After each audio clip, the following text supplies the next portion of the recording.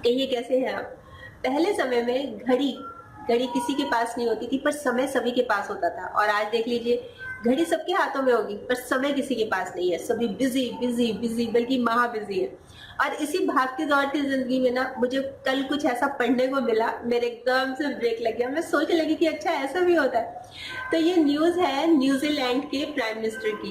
उन्होंने रिजाइन कर दिया। अब आप भी सोच रहे होंगे कि रिजाइन कर दिया तो इसमें तो कोई ऐसी बात नहीं है, पर है, इसमें ऐसी बात है। उन्होंने रिजाइन इसलिए किया क्योंकि वो अपनी पत्नी को, अपने बच्चों को पूरा टाइम नहीं दे पा रहे थे। है ना अजीब बात कि उन्होंने, उनका जो रिजाइन करने का है, वो कोई पॉलिटिकल इशू नहीं था, कोई करप्शन नहीं थी, वो कुछ नहीं था, पर उन्होंने रिजाइन इसलिए किया क्योंकि उन्होंने अपनी एक प्रेस कॉन्फ्रेंस में ये कहा कि मैंने बहुत बार देखा मेरी वाइफ अकेली रही बहुत समय, और मेरे बच्चे वो कब बड़े हो गए पता ही नहीं लगा। इसलिए उन्होंने रिजाइन किया। जहां तो उनके सारे के सारे लोग हैरान कि ये क्या हो गया, ये उन्होंने रिजाइन कैसे कर दिया, वहीं पे उनका बेटा वो खुश, वो बोला मेरे डैडी तो मेरे रोल मॉडल है।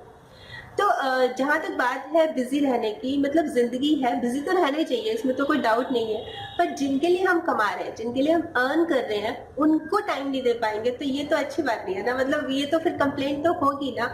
और आप ये देख लीजिए कि कितने हस्बैंड वाइफ हैं कि अलग अलग रहते हैं, वाइफ अलग हस्बैंड अलग शादी के बाद, और क्योंकि जॉब कर रहे हैं, अर्न कर रहे हैं। और वहीं पे कई बार तो हस्बैंड वाइफ मतलब इतने बिजी रहते हैं, काम में इतने इन्वॉल्व रहते हैं कि अपने बच्चों को हॉस्टल में डाल देते हैं कि तुम तो हॉस्टल में रहो, हम बिजी हैं, हमारे पास टाइम नहीं है, पर कमा उसके ले रहे हैं। और कितनी घरों में तो टेंशन का रीजन यही बनता है, क्योंकि वाइफ अपने हस्बैंड से इसलिए गुस्सा होती है कि वो टाइम नहीं दे पाता, बच्चे अपने पेरेंट्स से इसलिए नाराज हो जाते हैं कि पापा मम्मी उनको टाइम नहीं दे पा रहे।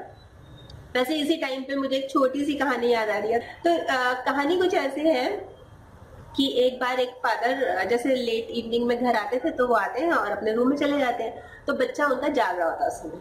तो वो पापा आते हैं, तो पापा के रूम में जाता है, पापा आप एक दिन में कितना अर्न करते हैं? तो वो पापा तो वैसे थके हो जाते हैं, ऑफिस का काम, टेंशन, तो बोलते हैं कि बाद में बात करना, अभी नहीं। तो कहते हैं बस इतना बता दो कि आप एक दिन में कितना अर्न करते हो। तो वो बोलते हैं कि मैं 1000 करता हूँ, 1000।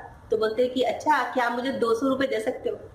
तो अब पापा समझ आते हैं कि ये जरूर बदमाशी कर रहा है, इसको अपनी कुछ चीजें चाहिए और मेरे से ऐसे बात घुमा फिरा के कर रहा है। तो बोलते हैं कि ऐसे है कि अभी नहीं, अभी तुम जाओ और मेरे को बहुत डिस्टर्ब करते हो, तो मैं आता हूँ, मैं आराम नहीं कर सकता। उसको जितना गुस्सा कर सकते हो तो उसको गुस्सा करते हैं, और अपने रूम का दरवाजा बंद कर देते हैं। बच्चा चला जाता है और अपने रूम में जाके बैठ जाता है, और वो जो उसने पैसे मतलब उसको कुछ कम होते होंगे जो पैसे थे, वो बेड पे रखे थे।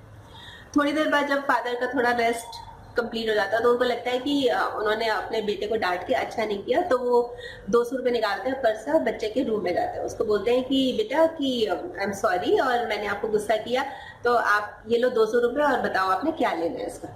तो वो फटाफट खुश हो जाता है बच्चा, तो पापा को गले लगता है, और वो क्या करता है कि जितने भी उसके बेड पे पैसे पड़े होते हैं ना, वो सारे के सारे पापा को दे देता है। बोलता है पापा ये अब 1000 रुपीज हो गए, आपकी एक दिन की अर्निंग है ना, आप ये मेरे से लो और मेरे को कल आप पूरा दिन आपका चाहिए। मतलब ये 1000 रुपए आप मुझसे ले लो और आप कल का पूरा दिन मेरे नाम करो। तो पापा के पास तो कुछ भी नहीं होता कहने को, वो एकदम से चुप हो जाते हैं। मतलब रीजन ही है कि कुछ होता ही नहीं उनके पास कि भाई वो क्या कहेंगे। तो कुल मिला के कहने की बात यही है कि समय दीजिए। वो कहते भी है ना कि जिंदगी ना मिलेगी दोबारा, तो पूरा टाइम दीजिए जिनके लिए आप अर्न कर रहे हैं। मतलब कोई भी डेज फिक्स कर लीजिए, कुछ भी कर लीजिए, संडेज कर लीजिए, इवनिंग्स कर लीजिए, डिनर कर लीजिए, कुछ भी जो भी आपको सूट करता है, पर अपनों के लिए टाइम निकालना बहुत जरूरी है, बहुत जरूरी है। अब मेरे पास बातें तो और भी है बहुत कुछ करने का, पर मुझे लगता है कि आपके पास टाइम नहीं होगा, इसलिए कल फिर मिलूंगी एक और नए टॉपिक के साथ। तब तक जरूर सोचिएगा।